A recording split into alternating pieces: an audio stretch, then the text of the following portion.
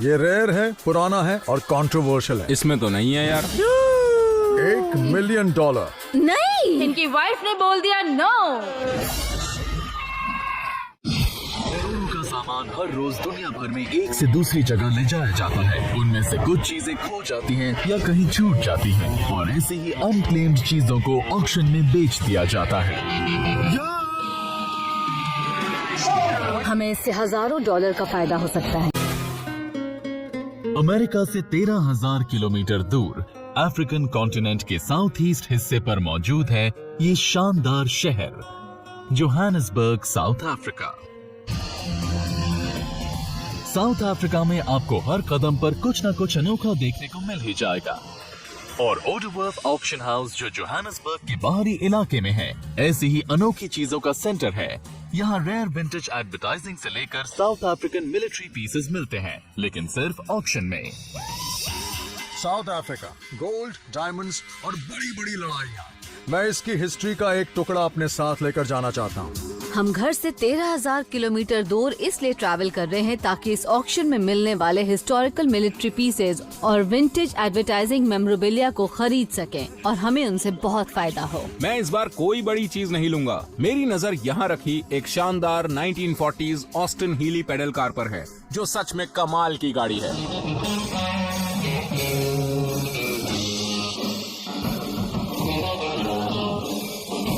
ये बहुत बढ़िया ट्रंक है। इस पर मुझे ब्रास हार्डवेयर दिख रहा है। इसकी लकड़ी पुरानी है, इस पर स्टेंसिल से कुछ लिखा हुआ है और लगता है कि इसमें काफी माल भरा है। इस लॉक को देखिए, कितना बढ़िया है। ये ट्रंक शायद पिछली सेंचुरी की शुरुआत में बना होगा, मतलब ये बोर वॉर के दौरान इस्तेमाल किया गया होगा। बोर्स डच थे और 1902 में उन्होंने आजादी के लिए अंग्रेजों से जंग लड़ी थी। अगर ये ट्रंक किसी बोर वॉर ऑफिसर का हुआ और इसमें उनकी यूनिफॉर्म, तलवार और गन हुई तो इसकी कीमत हजारों डॉलर में होगी।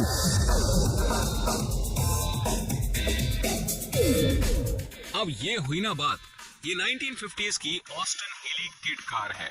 मैंने कभी भी ऐसी कार करीब से नहीं देखी। ऑस्टिन हीली 1950s और 60s की प्रीमियर ब्रिटिश लग्जरी कार्स में से थी। इसका स्टीयरिंग व्हील वुड का बना है, सीट्स ऑथेंटिक है, इसके पेडल्स भारी हैं, अच्छी तरह बनाए गए हैं। मुझे लगता है ये कार जब बनी होगी तब इसकी कीमत 200 से 400 डॉलर रही होगी, पर मुझे इसे 2000 से कम में खरीदना है। क्या तुम इसमें इंटरेस्टेड हो?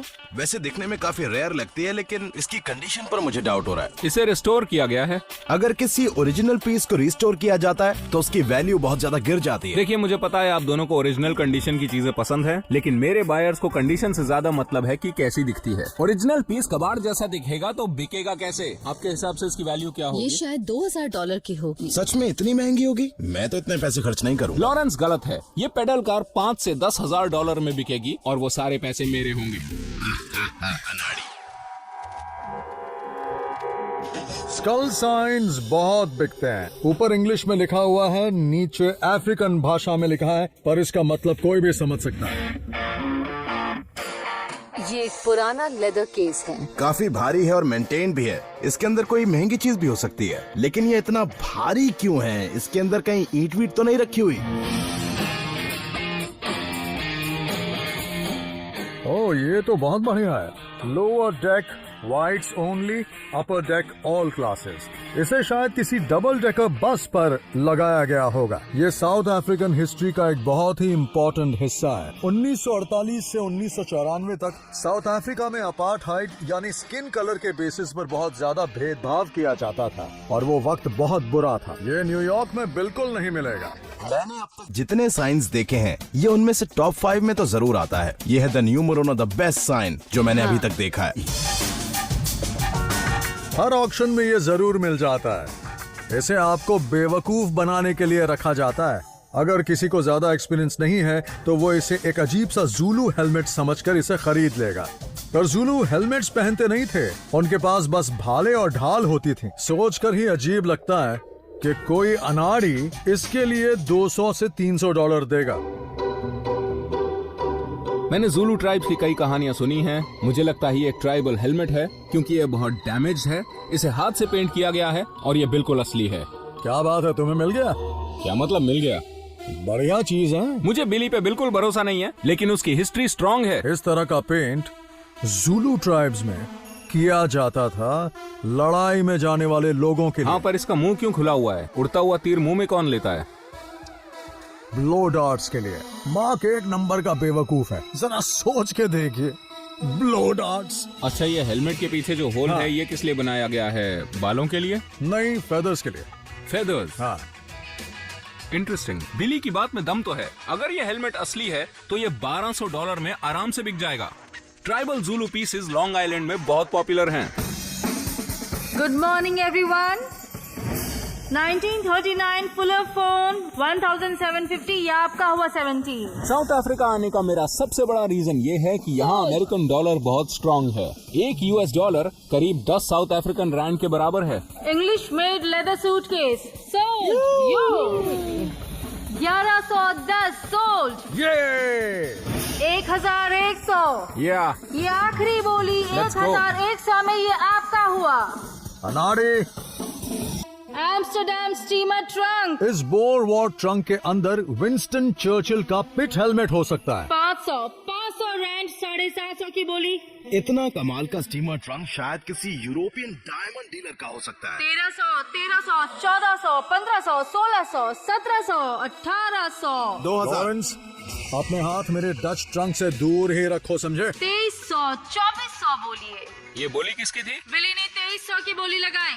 इस ट्रंक के अंदर कुछ भी भरा हो मुझे फर्क नहीं पड़ता। मैं इसे टीवी स्टैंड की तरह भी बेच सकता हूँ। बेवकूफ कहीं का। 2500, 2600, इसका कुछ करो माँ। 2600 की बोली के तुम बाद मुझे रोक नहीं सकते। 2700 सोल्ड। Number thank 57। यू। ये ट्रंक अच्छे दाम में मिल गया। बस इसके अंदर बढ़िया चीजें मिल जाएं तो मजा आ जाए। 9055 दी ऑस्टिन इस J40। पेडल कार की वैल्यू 10,000 हो सकती है। 21,000। 21,000, 22,000, 23,000, इस ऑस्टिन को मॉडिफाई किया गया है, फिर भी ये बहुत कलेक्टेबल है। 24,000, 25,000, 26,000, 27,000 की बोली। इनकी वाइफ ने कहा नो। पहले मुझे बोला कि ये कबाड़ है और अब बोली लगा रहे हैं धोखेबाज कहीं के। 28,000 बेच दीजिए। 28,000 बोलिए। 28,000 रैंड बहुत ज्यादा कीमत है। ये पेडल कार $10,000 की हो सकती है। बेच दीजिए। 28,000 नहीं, इनसे पूछने का फायदा नहीं है। सोल्ड। 27,000 चलिए, बहुत मेरी ही हुई। बढ़िया बोली। इसके लिए घंटी बजाते हैं। ये गाड़ी महंगी मिली है पर लगता है इससे फायदा होगा, ऐसा अंदर से फील हो रहा है। 63 एनामल साइन 1,000। 1100 रैंड। मुझे कब से ऐसे ही साइन की तलाश थी। 2000, 2400, 2500, 2600, 2700, 2800 रैंड। नहीं। बोली लगाइए। मुझे नहीं लगानी। ये साइन एक्सोटिक है और अजीब है। ये सब मैं नहीं बेच पाता हूँ। 9,000। 9,000, पीछे से 9,500, अब 10,000, 10,000। ये पागल हो गया है। इस तरह के साइन की असलियत जानना बहुत मुश्किल है। लॉरेंस अपने पैरों पर कुल्हाड़ी मार रहा है। 25,000। 25,000, कोई 26,000 बोलेगा। 25,000 रैंड सोल्ड। मैं जानता हूँ ये बहुत ही बड़ा अमाउंट है, लेकिन इससे हमें फायदा जरूर होगा। मैंने इस ऑक्शन में $3,000 में वो चीजें खरीदी जो बस साउथ अफ्रीका में ही मिल सकती थी। मुझे एक बढ़िया ऑस्टिन पेडल कार और साथ ही एक ट्राइबल ज़ुलू हेलमेट मिला है। ये दोनों चीजें मेरी हुई।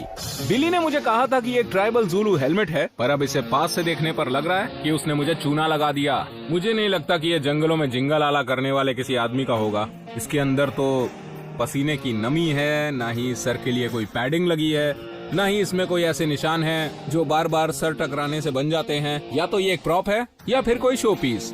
भले ये एक ज़ुलू हेलमेट ना हो, पर क्या फर्क पड़ता है, लॉन्ग आइलैंड में बिक जाएगा। मुझे लगता है इसे बेचा जा सकता है और मैं तो इसके $300 लूंगा। क्या हुआ अगर ये एक प्रॉप है? दिखने में तो अच्छा है। इस ढक्कन को पहन के मैं खुद ढक्कन जैसा फील कर रहा हूँ। तो ये है एक 1950s की रिस्टोर्ड ऑस्टिन पेडल कार। वैसे अक्सर पेडल कार्स को टॉय कंपनीज बनाती हैं, पर इसे एक कार मैन्युफैक्चरर ने बनाया है। लॉरेंस ने कहा था कि ये कार बेकार है क्योंकि उसे ये ओरिजिनल नहीं लगी। मैं ऐसा नहीं मानता। मेरे कुछ कस्टमर्स को बस ऐसी चीजें चाहिए जो दिखने में बहुत अच्छी हो, और ये कार है धमाकेदार। इसकी ये जो स्मूथ लाइंस हैं, इन्हें हाल ही में बनाया गया है और इसकी फ्रंट ग्रिल एकदम कमाल की है। लगता है इन्हें रिप्लेस किया गया है। सीट्स ब्रांड न्यू लग रही हैं। ये ऑलमोस्ट एक कार का मिनिएचर मॉडल है। मैं जोहानिसबर्ग जा रहा हूँ इयन से मिलने, जो एक विंटेज कार कलेक्टर और एक्सपर्ट है। वही मुझे बता सकते हैं कि इस कार से मुझे फायदा होगा या बहुत बड़ा नुकसान। Hi Ian, thank you so much मुझसे मिलने के लिए। आप यहाँ आए, बहुत अच्छा लगा। देखिए, मुझे लगता है ये एक ऑस्टिन टॉय कार है और मैंने सुना है कि ये दुनिया की सबसे रेयर पेडल कार्स में से एक है। हाँ बिल्कुल, ये बहुत ही स्पेशल पेडल कार है। इसे 1947 के आसपास बनाया गया था। ऑब्वियसली इसे फिर से पेंट किया गया है और ये दिखने में बहुत चमकीली लग रही है, अच्छी कंडीशन में है। और इसे रिस्टोर करने की ईमानदार पर बहुत ही नाकाम कोशिश की गई है। इसके जितने भी अच्छे फीचर्स थे वो अब मिट चुके हैं। एक मिनट, क्या कहा? व्हील्स ओरिजिनल नहीं हैं, स्टीयरिंग व्हील तो बहुत ही बुरा है। इंजन कंपार्टमेंट में एक डमी इंजन होना चाहिए था और उस पर एक हॉर्न भी होना चाहिए। और इसमें वो नहीं है। जी नहीं, इसमें वो नहीं है।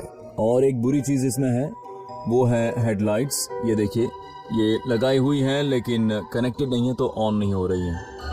तो मेरे हिसाब से इसकी कीमत होगी करीब 10,000।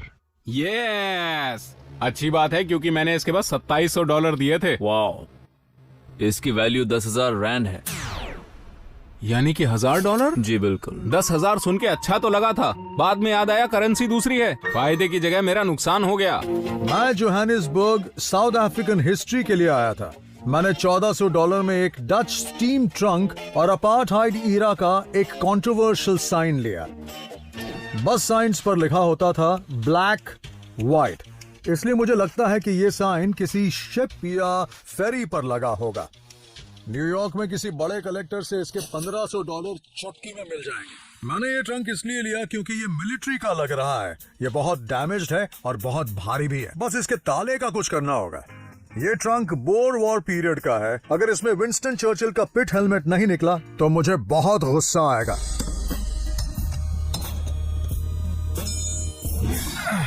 चलो खोल कर देखते हैं। मुझे यकीन नहीं हो रहा। इसी के लिए तो मैं साउथ अफ्रीका आया था। इसे खोल कर देखें। अगर इस ट्रंक में से बोर वॉर आर्टिफैक्ट्स नहीं निकले तो मेरा यहाँ आना बेकार हो गया, समझो। वाह, मुझे यकीन नहीं हो रहा। ये मिलिट्री का तो नहीं है पर है बहुत बढ़िया। लगता है ये कोई ट्राइबल चीज है। ये शायद एंटेलोप स्किन है। शायद ये ज़ूलू लॉइन क्लॉथ है। जरूर इसे कमर पर पहनना चाहता होगा। ते देखिए, इसे कहते हैं फेटिश। मारपीट करने के बजाय इस फेटिश में कील ठोक दो और मामला हमेशा के लिए सेटल हो गया। ये बहुत ही इंटरेस्टिंग है। ये बहुत पुराना भी लग रहा है। ओह वाह, ये एक अफ्रीकन मास्क है और मैं इसे पुराना इसलिए कह रहा हूँ क्योंकि ये रस्सी सूखकर कमजोर पड़ गई है। ये बहुत ही खूबसूरत है। इसे बहुत अच्छी तरह बनाया गया है। मैंने एक बार न्यूयॉर्क में ज़ूलू वॉर मास्क को $14 लाख में बिकते हुए देखा था और वो बिल्कुल इसके जैसा था। अब एक एक्सपर्ट ही मुझे बता सकता है कि ये एक टूरिस्ट पीस है या एक ऑथेंटिक ट्राइबल आर्टिफैक्ट।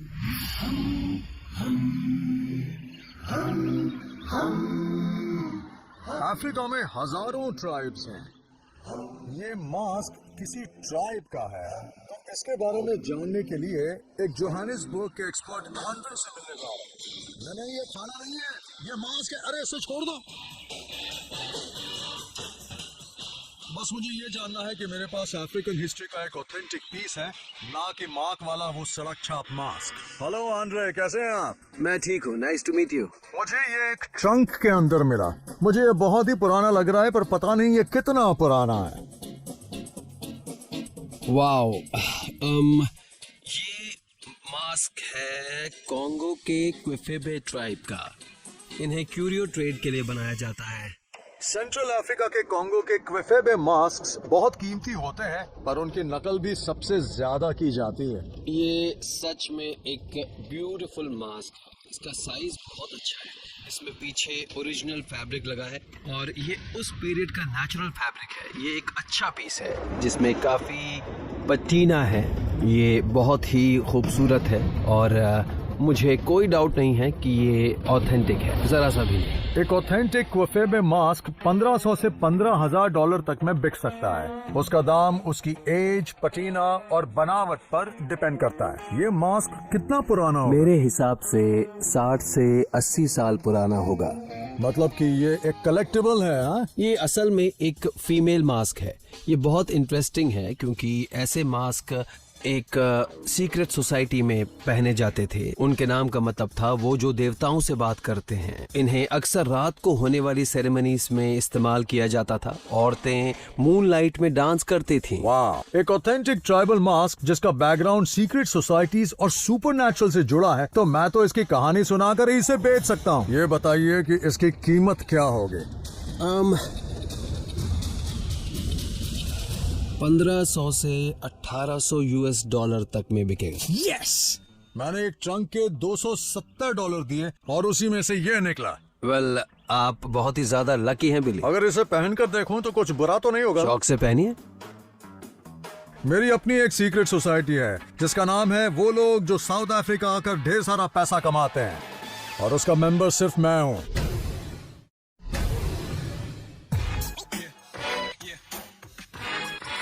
हमने करीब $3000 खर्च किए, पर हम साउथ अफ्रीका में हैं। अगर हमें फायदा चाहिए तो ये सब 4 गुना दाम में बेचना होगा। ये एक बहुत ही थिक हेवी लेदर केस है। ये बहुत मजबूत भी है और इसके ऊपर स्टड्स भी लगे हैं और ये लंबे समय तक चलने वाली चीज है। क्या लगता है ये कितना पुराना होगा? ये 1920 के आसपास का ही होगा। इसमें गोल्ड हो सकता है या डीड्स हो सकती हैं। अर्ली 1900s में ब्रिटिश स्पेक्यूलेटर्स साउथ अफ्रीका आए थे। क्यों? डायमंड्स की तलाश में। ठीक है हनी, इसे खोलते हैं।